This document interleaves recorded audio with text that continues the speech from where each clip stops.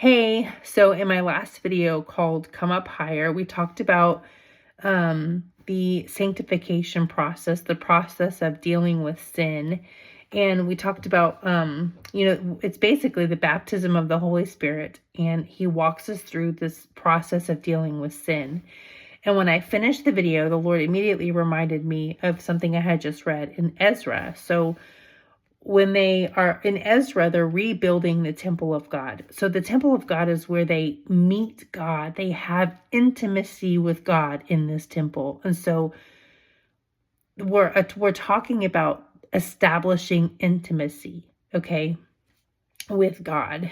And the first thing they do is they set up the altar. Okay, the altar was how they dealt with sin in the Old Testament. And they understood that in order for us to have intimacy with God, we first have to deal with sin.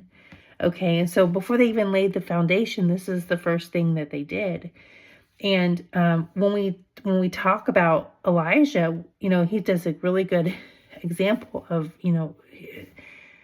that was where I really learned the idea of this altar. So he builds this altar, he puts a sacrifice on the altar, and the fire of God comes and consumes it. Okay.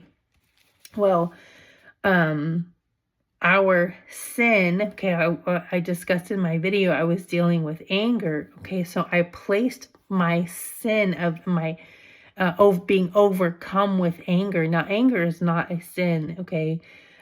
But being overcome by it, and not ruling and reigning and, not exercising it within the biblical principles of, dealing with anger. And that's the sin.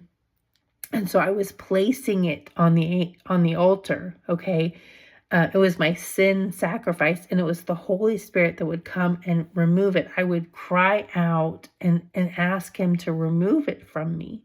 And he would. And to the measure that I placed on the altar is to the measure that he would remove.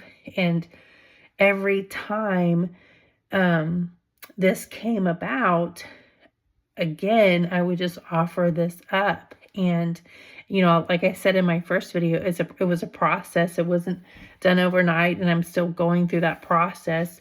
But I just really felt led to come on here and show you the Old Testament example of this